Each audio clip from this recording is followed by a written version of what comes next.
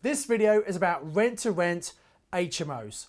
So my name's Simon Zutshi. I'm the author of Property Magic, the Amazon #1 property bestseller. I'm the founder of the Property Investors Network, and I've been investing since 1995. And I got my first HMO in 1998. And I believe HMOs is a fantastic strategy. However, there's a whole lot of myths and rumors around HMO. People don't really understand it, which is a real shame because it's a fantastic cash flowing strategy.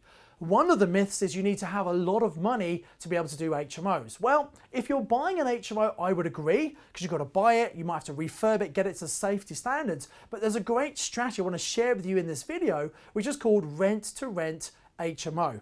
This is where you take someone else's property. So you find another landlord who might have an HMO already set up, and it's already got all the fire safety things, so you don't have to spend a lot of money. But for whatever reason, they don't really want that property anymore. Maybe they've had some bad tenants. Maybe they had a bad letting agent. Maybe they're a remote landlord. It's a real hassle them to look after it. Maybe they've had a change in their life where they don't really want to be managing this property. You see, most people who have HMOs are generally managing it themselves because not many letting agents will manage HMOs. Now, there are more and more letting agents springing up who do understand HMOs and can manage them, but generally most landlords manage HMOs themselves. And they might get to a point where they're tired or thinking about retiring. They don't want the hassle anymore. And that's where you can step in and you can help this landlord, and you can also make some great money yourself. So rent to rent is where you find someone else who's got a property, you pay them a rent, and with their full knowledge and understanding, you then rent it to someone else and make more money. So it could be an HMO where maybe the landlord's been let down. Maybe it's a student HMO and he had students lined up, but maybe some of them have failed their exams, the group's broken up, and it's coming to the beginning of the academic term, he doesn't have any tenants. And he's thinking, oh my goodness, I'm not going to get any tenants for another year until the next group of students move in, because he's just thinking student HMO. Well, that HMO might be in a great location that could be repurposed and used for young professionals or normal working tenants. So what that means is you could take the property on, which is currently empty, having no income, maybe pay him half the income he'd normally get, which would be enough to cover his mortgage and make some profit. Then you rent it out at the full price to the other tenants, and you're making the difference between what you can rent it out at and what you pay the landlord. So it's a great strategy. Or maybe someone's got a property that's a little bit tired and they're struggling to find tenants, or they're not managing it very well. You can step in with a very light refurb. You make it a really desirable and rentable property. You then rent out all the rooms, and obviously you're making a difference between what you're paying the landlord and what you're receiving in the rent from your tenants. So it's a great strategy. It really is very, very powerful. You do need to understand HMOs because you are technically running an HMO, but you don't have to get a mortgage. You don't have to put a big deposit in.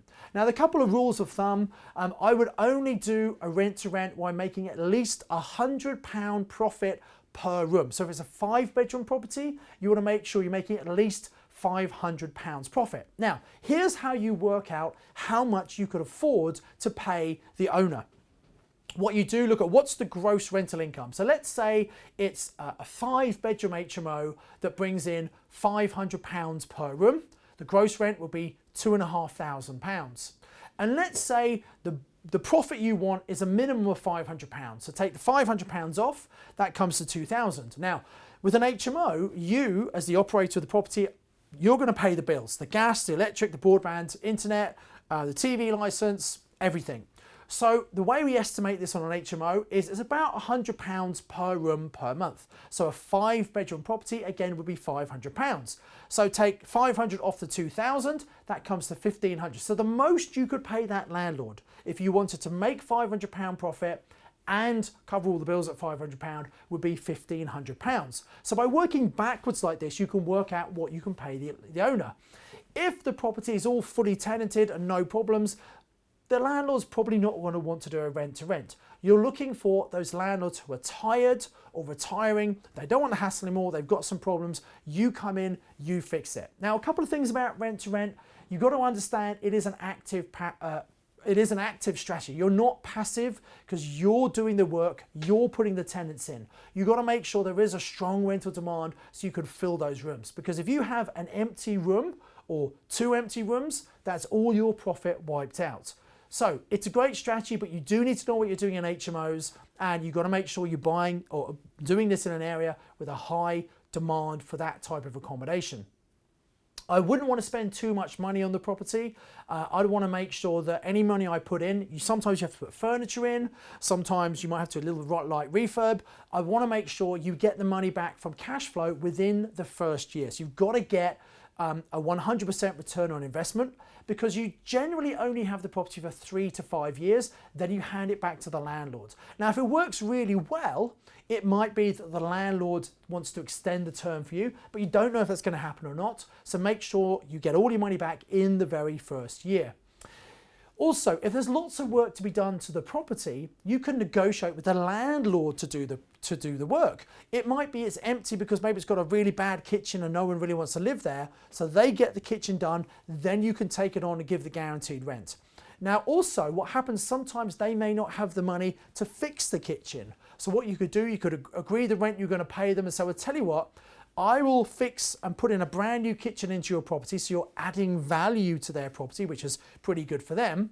And what it costs to do that, you take off the rent for the first X number of months. So in other words, you don't pay them any income for the first however many months, because it's getting back the money you spent on the kitchen. But after all, they weren't getting any rental income at all, and they've got a brand new kitchen, so they're much better off. So it's a great way to find properties that are a bit unloved, give them a bit of love and attention, and make it into a really good, desirable property.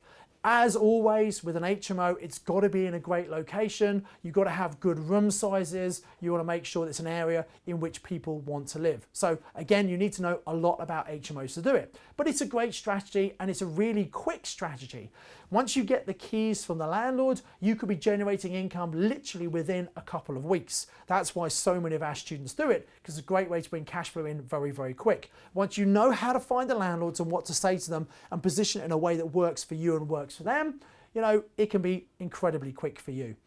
You might also want to agree a couple of weeks or maybe a month rent-free period to give you a bit of time to get some income coming in before you have to pay the landlord. So make sure you understand the maths really well, you negotiate, and remember, you're finding people who've got a problem, so they're going to want to have a solution that's going to work for you and for them. So everything is open to negotiation. I do hope this little introduction to rent for HMOs has been useful. If it's been beneficial, you might want to scroll down to the description. There's a link where you can get access to some training all about HMOs. Now, I've produced a 2-hour on-demand video training. I normally sell this for £197, but because you've watched this video, and thank you for watching, by the way, I'd like to offer it to you completely free of charge. There's no sales in there at all. It's just 2 hours of solid content all about how to be a successful HMO landlord. So all you have to do is click on the link below, fill in the details. We will email you a link to the video and also to the PDF workbook that goes along with it. I'd like to thank you for watching. And if you've liked this, maybe subscribe to the channel, maybe put some comments below, tell other people about it. And I just wish you all the best on your property journey. I encourage you to invest with knowledge, invest with skill.